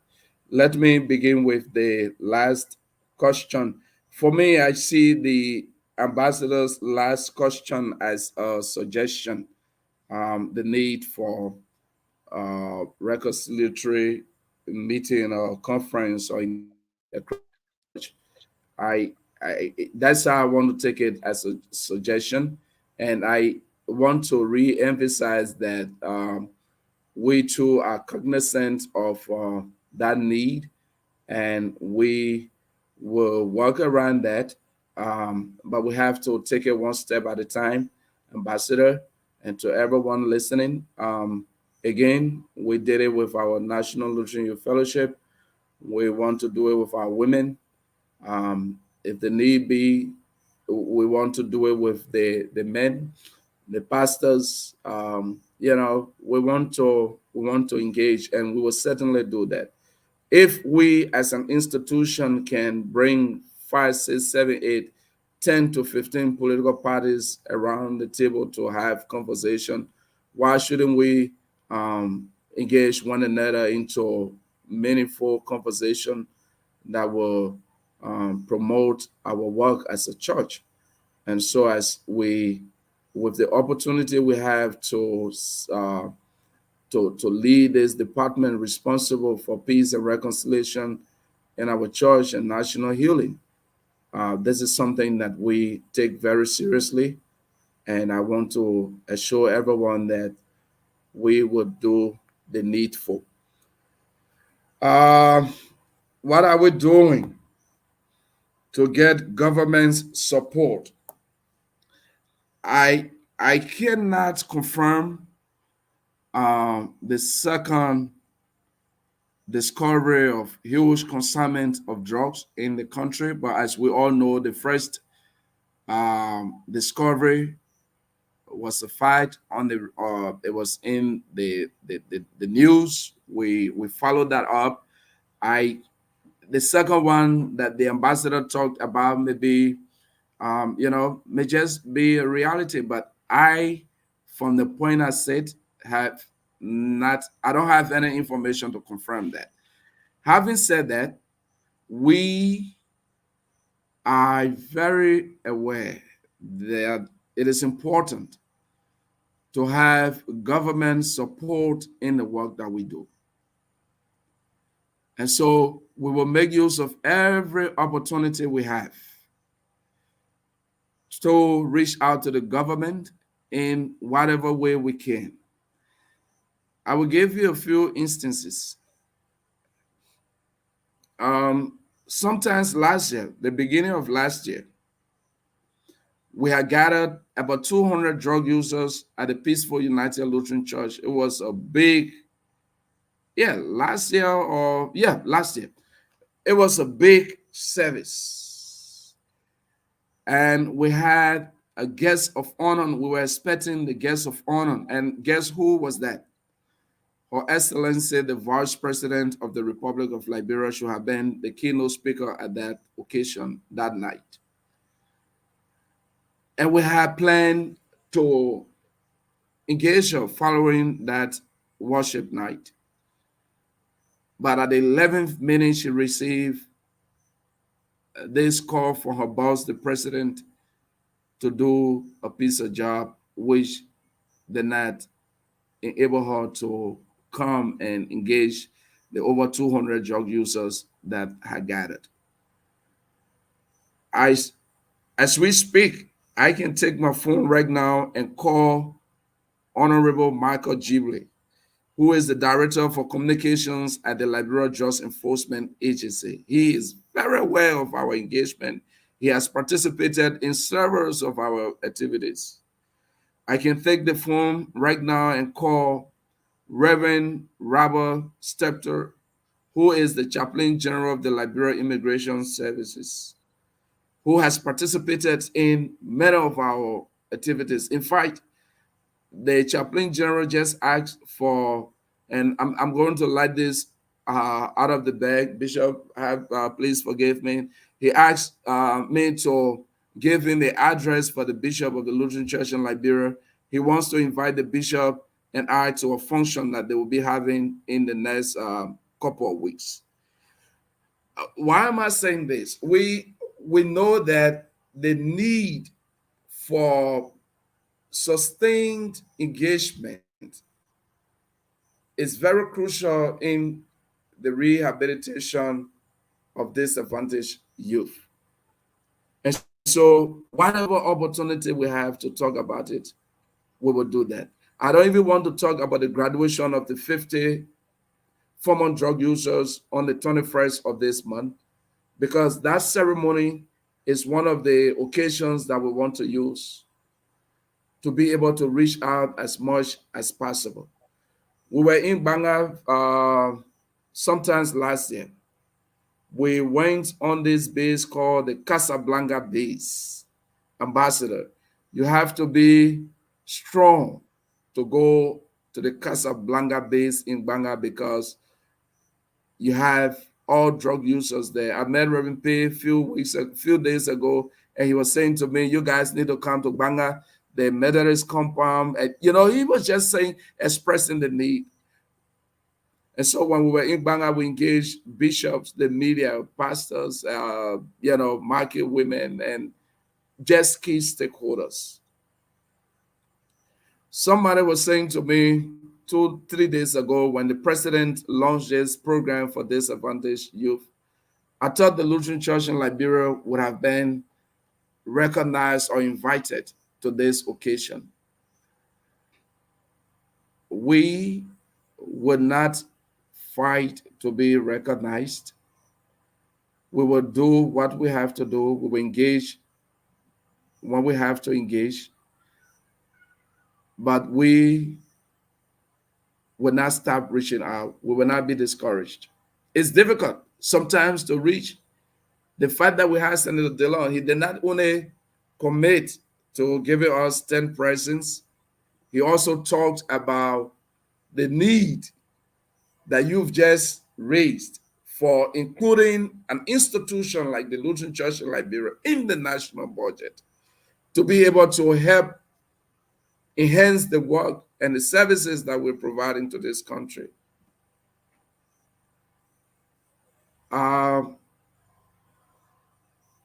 We know it will happen. We know it will take some time. And while that is happening, we will do what we have to do. So, Ambassador, I just want you to know that we are not. Eric, I would just want to interrupt. I would just want to interrupt briefly so that at least maybe I could also give you a little suggestion. That would be then good. you can decide whether you want to use it or not. But it is true that I was surprised also when I heard that the program of the president, the disadvantaged youth, was launched, and I didn't hear anything about the because you see the trauma healing program in the Lutheran Church in Liberia is an old age program that helped a lot of people in that country and is still doing. So it's relevant for it not to be part of a major program or such. I myself was very surprised, and it's good that you mentioned that. But I think it's not too late because listening to the annual message, and we're part of the state. And listening to the annual message, we heard, some, I don't know how many million was just implemented, spent on that. How far did it go? How was it implemented? Well, I mean, documents around that could be seen. But I would want to suggest that perhaps, since you got the senator who also made that statement or the suggestion that I also made, we will need as a church to do a communication, either communication to the plenary through the senator, or a communication to the specialized committee through the senator, asking for audience, so that we can be able, as a church, to present our case with data on how we have helped and what are the prevailing circumstances now, because that's your work. You've been going Banga, Casablanca, you've been going other places, so that they can be able to see the need, because maybe they have not got a grasp of the need and the data. So perhaps that is the reason why you see it's just up to now people talking and not taking it serious. So if you can be able to make a presentation to the plenary, I know which one of the churches also did that, but it was in another program, and they're contemplating on trying to see if they can put them in the budget. I will get the information for that church. But that's something I think that we can do to write the plenary or the specialized committee. We can be able to get in touch with Darius, to Senator Dillon, to ask him, and then he can guide us. We can write to the entire plenary, because he's just one senator. But we can write to the entire plenary, and then we can be able to go there to do a presentation and see how we can be able to help. And I'm very sure that if that happens, oh wow. Yeah, he was off when you were but let's just hold on till is he coming back on? Yeah, he's coming back on. And okay, I think he's back on. Okay. Yeah, he's back on. Okay, so Reverend, as I was saying, to briefly conclude, that we could do a communication to either the specialized committee as one of the approaches, so that, or the entire plenary, so that as the church we can make our service known. We do a presentation, and then we be able to do a presentation showing them graph, either pie chart or bar chart or data, to show where are the gaps and what we need to do and how we as a church can be able to help. And I think if we do that, it may be able to elevate the conversation to another level, because the senator is just one person. And this is political time, and people won't want to do things because they say they want to take glory. But if the entire plenary get involved, looking at this as a national emergency, and we should make it a national emergency issue, and seeing this as national emergency, I want to believe they will be able to utilize the expertise of the Lutheran Church. Because I know for the way, and I bet my neck on this, or Reverend, you can correct me. There is no church in our republic that can boast on the issue of trauma healing programs and being successful other than the Lutheran Church. There is no church in our republic that can boast of that. So we got the expertise, we got the capacity, and I think we can be able to add value to the national discourse when it comes to helping our disadvantaged youth, and also when it comes to ensuring that we minimize the whole issue of post-traumatic stress disorder and other kind of thing in our country. So it's just a suggestion that I wanted to throw out. Yeah. Thank you. That's a good suggestion, and we'll take that in good faith.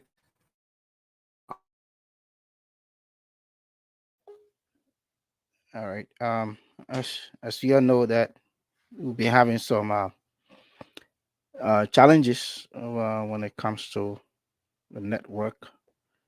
We just hope a little bit that the Reverend can join us quickly, and maybe if he could just turn off his video when he's coming on, we can have this conversation. Yeah, that's brother Moses B. Cole. Moses Cole, yeah. Yes, I always wanted to have said this, and I wanted to find out from him if he's aware whether or not this drug law has been passed. If it is passed, then it's something that they could take and look at to see what intervention they can make as a church. But if it has not been passed, as Moses is saying, then there is a need also to see how. Because if it's been passed, they could help to popularize it. Why not? But if it Yeah. has not been passed, then this is a serious issue, and I think there is something we need to take into consideration there. Yeah. So yeah, I think the Reverend, Yes, I think yes. the Reverend is back. Couple, Very you can is go fine. with your closing. You can go with your closing comment, couple. I think the Reverend is getting back. He's almost, he's trying to get on right now, and Yes, what we have what like what what the, 2 minutes. what the ambassador was saying, if the drugs law had been passed, because we can't continue all of the time rehabilitation, graduation, and we cannot look at the root cause of the problem. So we look at the root cause of the problem, then you hold government accountable for those policies that they are putting into place. How do you hold them accountable? And all of the time, our people. So what do we do to those who are bringing in? When they catch one drugs, who brought it in? What do we do to them? So government needs to be held accountable for such. And my question to Mary is, for the trauma healing end, what is the program doing, or what that group is doing in ensuring that government, or hold our national government to their feet or accountable when it comes to the drugs issue? Couple, that's a good question. I hope I did not mess up on anything. What are we doing to hold national government responsible or accountable for the issue of drugs? Um, it's a big question. I don't know how we can hold national government accountable, but that is interesting. It's good to just um, to engage, have conversation. One of the things we've done over the years, couple the 2 years, is the community's involvement. Family members of drug users. Uh, on many of our talk shows, we took family members of drug users to express themselves to the government and stakeholders, mothers especially, to say how drugs being brought in the country were affecting their children, destroying their lives. That is one way to just know, to just have the government and all of us, not just the government couple, to see the gravity of this situation. You remember the stamping in Nuclear Town. Is that Nuclear Town, but the stamping somewhere in Morovia, where Yeah, about no 30, good down. yeah, Nuclear Town, where about No good 30 down. worshippers died, all because of this attack from disadvantaged youth. Um, we have to be very um serious about this issue. We need to take personal responsibility as well. So it's not just the government, because you have individuals couple in the community that are selling drugs. And I really did not want to go to this point, but let me say this much. Those of us who are in the front trying to rehabilitate, trying to engage community, you will not know. This is serious. You will not know that people see us as target because we are trying to undermine their business. That is their own livelihood. Drug. You imagine somebody saying to you, the sale of drug is my source of income. That is a community dweller. Hmm. Yeah. That is how serious it is. But Very point, serious. beyond that point, I don't want to discuss the spiritual aspect of this fight. So we have learned a lot over the 2 years. When we started it about 3.5 years ago, we took it just on the surface. But as we go deeper into our intervention, we are beginning to understand how deep this whole is. It, nobody should look at it just on the surface. We will not talk about the spiritual experiences we've had.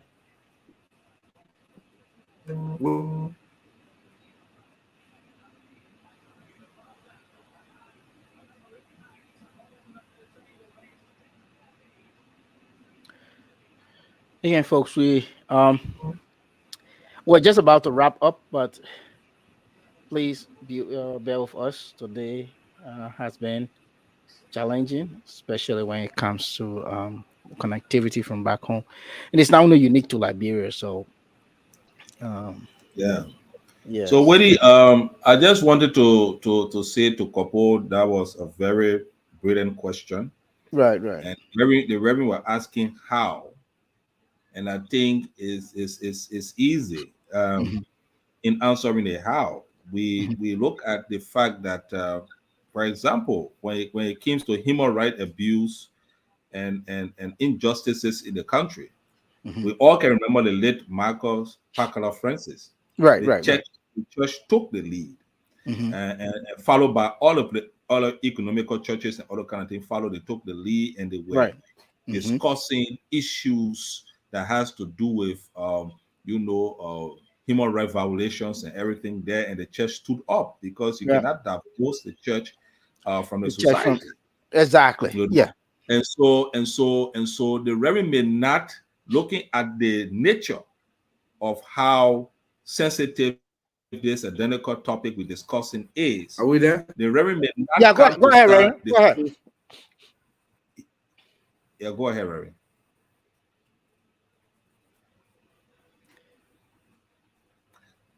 I think he's still frozen.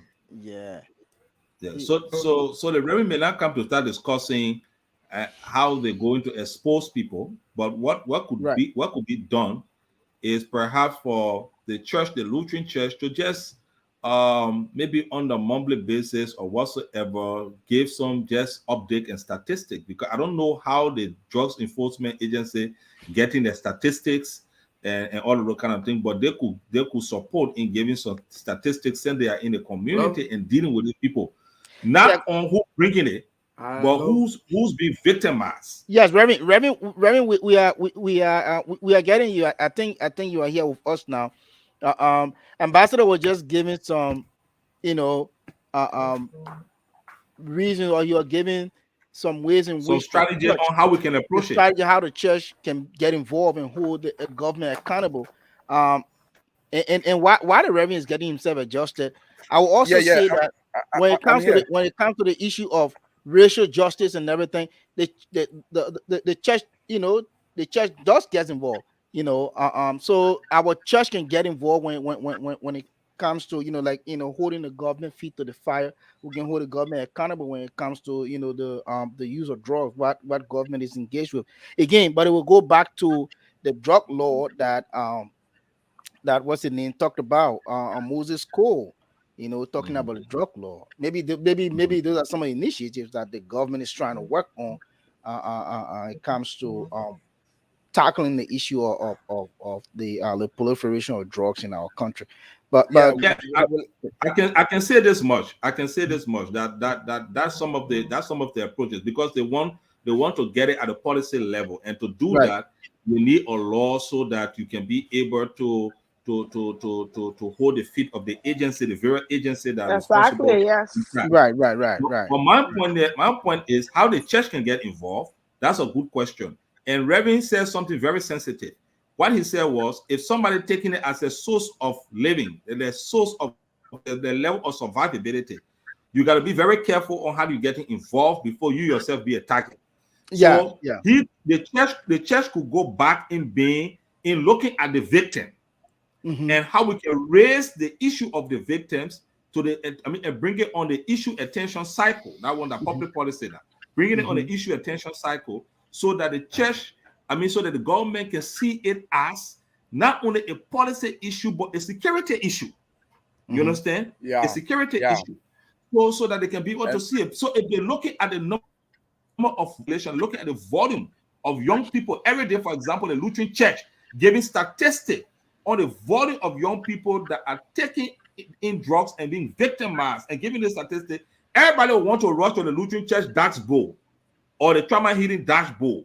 Or they said they will be referencing, look at the Lutheran Church dashboard. The data is taken from there, and this is taken from there. Even the LDEA may want to start getting some information or statistics from you people to do that. And in doing that, I think you can be able to work in collaboration with the government in getting some subvention for that, because you can start an initiative from the onset. And but at least if they see the victim and the number of young people that are getting victimized, it will be a point of concern that will say, if we have not passed the just law, let us hurry up to pass the just law to see what we can do. Or if we have passed it, let us try to see how we can be able to rush with the implementation, because look at what they do, and that is how we can do it. So it's all about advocacy, Reverend, and it's yeah. also all about trying to see how we can showcase, put on the issue attention cycle, those number of young people that are being victimized by giving statistics and giving data. We can even begin it from the beginning that we're working in, so that they can see. So while we're doing our program, concomitantly, we can be looking at this issue of the intake of drugs and all that kind of thing, and the number of young people, and we can do two counties or one counties and just show it so they can see it. We can launch a new program to say every month we got a dashboard, we just giving statistics on young people that have been victimized by drugs. Not to disclose the source is and all that kind of thing. Is the government that will be that should be responsible for doing that. But at least so you can be on the safer side, you are dealing with the victims. I mean, it could help also. It could be a form of advocacy. My own closing my closing point will be this, and then we will we'll give it up to we'll go to the Reverend. He will make a closing comment, and as usual, the Reverend will give us the benediction. For me, Reverend, when I see the trauma healing and reconciliation program, um, I also it reminds me of the Catholic Church program, the Catholic Justice and Peace Just a Commission, piece, yeah, yeah. the Catholic Justice and Peace Commission. Uh, um, you and your staff, you are doing extremely well. Um, you know, but I just want to say that the church, and it's good that our bishop is watching and everyone is listening, that we should do everything that we can. The THRP is our signature program as well. We should do everything that we can to really keep this program up, and we do everything that we can in our power as a church to make sure that not only keeping the program up, but the program will be alive in those communities that the ones saw this program, because this program was known, and I stand to be corrected, in every county in Liberia. But at this time now, we are we find ourselves in a low spot, um, not even the entire county of Grand Bassa, but a certain portion of Grand Bassa. So, like the question a couple asked and the response from our ambassador, Reverend, I think this is something that, and if the program, will seek, ideas from others on how to, go about this, I think that would be a good idea.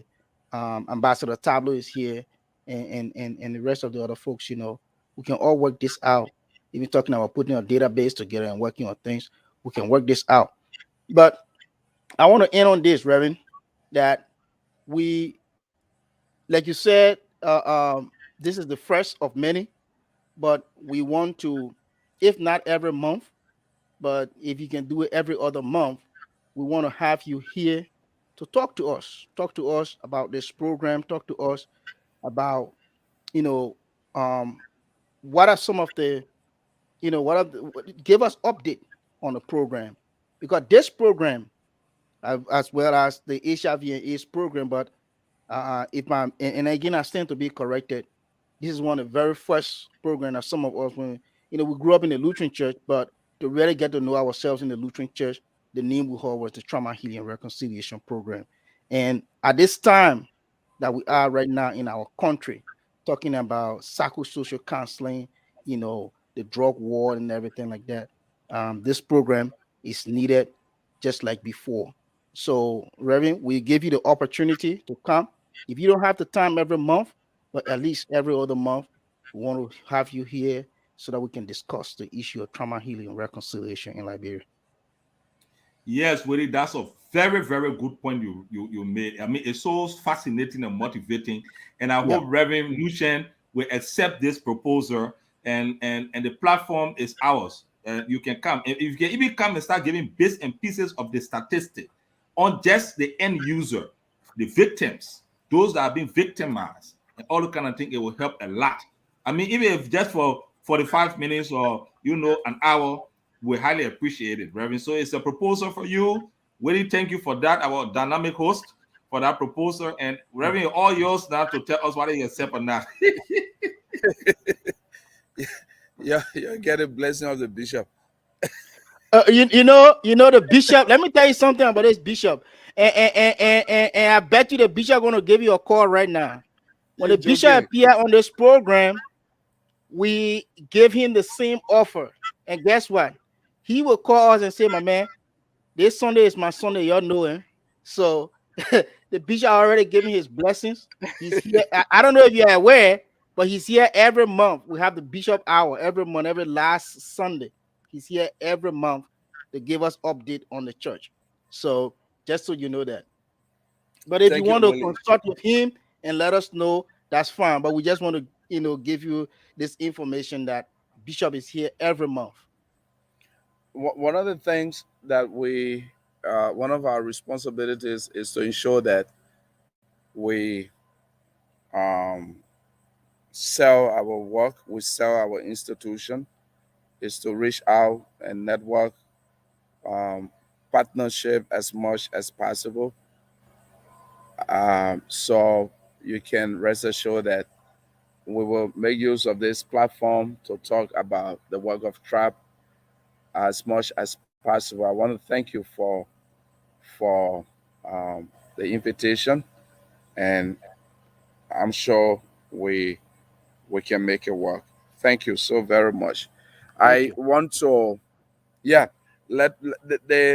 before I say a few other things quickly, I want to come back to this issue, the question that couple asked, how are we engaging the government to ensure that there is some accountability, to ensure that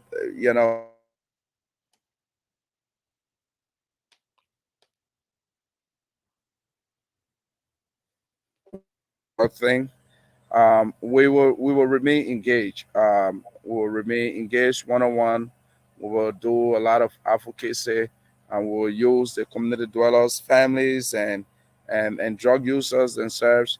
Um, we will create a lot of awareness. We'll just do whatever is needful in order to get this going. So you can rest assured that we will not back off. We will not only engage the government, but we'll engage partners and individuals. We will be able to reach out as much as possible. I wanted to just point that out. I want to again acknowledge all the staff, volunteers of the LCR Trauma Healing and Reconciliation Program. Um, they're the one doing the job. They, especially the guys in the field, they're the ones on the motorbike, in the cars, going through rough terrains. Let me tell you one secret. That the counselors I can send on the base, I can send the counselors on the base before as they go soft in the base before I go there. You man, not tell them. Not scared tactics. No, the advanced team. That's the advanced team. Okay, but will you are an Agula, you know what it means. But let's see, a couple does not know, Remy. I don't let's see, couple don't know. Couple doesn't know, they don't understand. But You they don't know, understand. the Agulai will have to go and soften the ground, do the groundwork Absolutely. before the pastor can come and You do a gotta make part, sure then the where Remy bishop is can going. follow. Eh? Yeah. So you don't just expect the pastor to come with it. No, no. We Oh no, it's step by step. The exactly, acolytes going Okay. from, the pastor follows, then the bishop will come and Exactly. do the Whole work. era. exactly, Yeah. exactly. Thank you. It's So kingdom.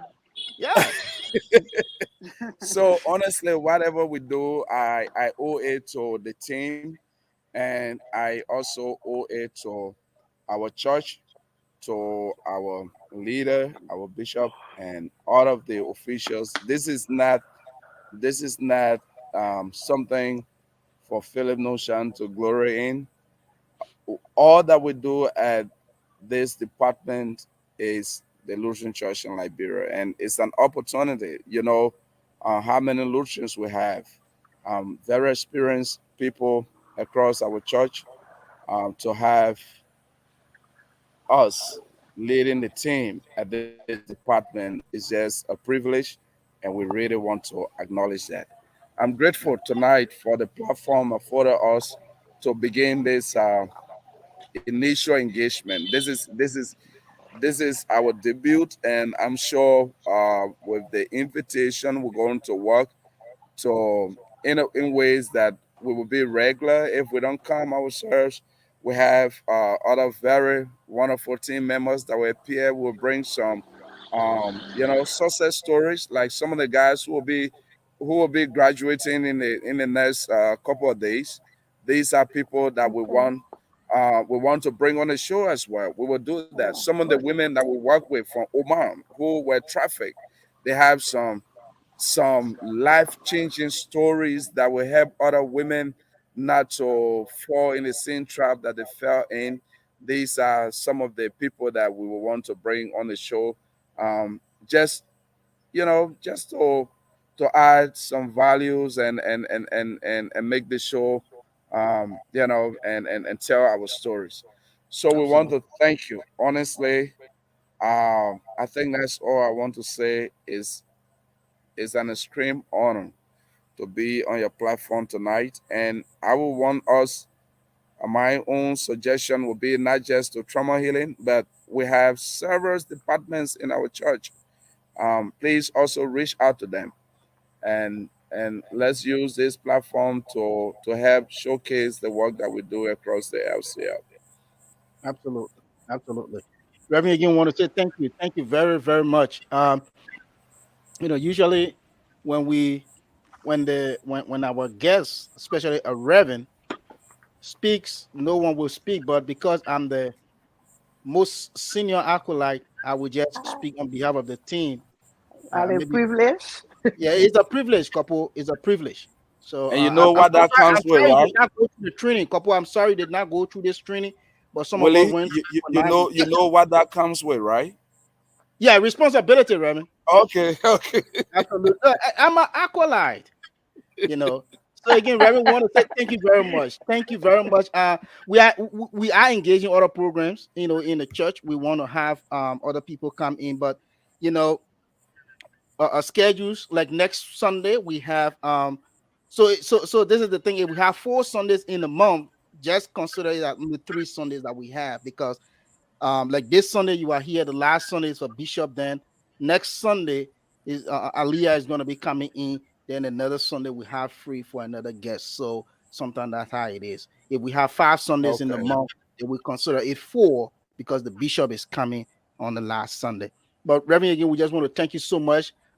You beat all of the the challenges, especially when it comes to the network connectivity, but you still hold on to your to the ground and you continue to be here with us. We still want to thank you so much. And we will just give you the opportunity now to bless us.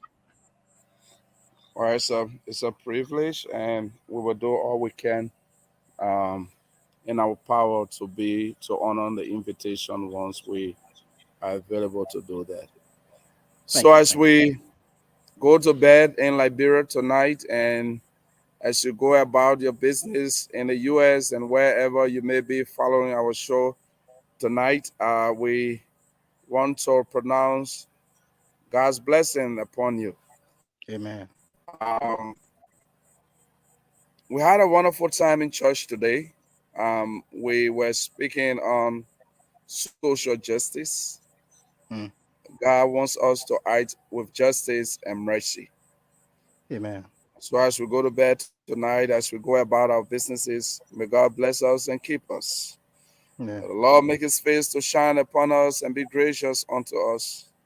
The Lord look upon us with favor and give us his peace. In the Yes. name of God the Father, God the Son, and God the blessed Holy Spirit. Amen. Let us go in Amen. peace and serve the Lord. Amen. Thanks be Thanks to be God. to God. Amen. Amen. Yeah. Amen. Amen. Thank you so much, Reverend. Thank you.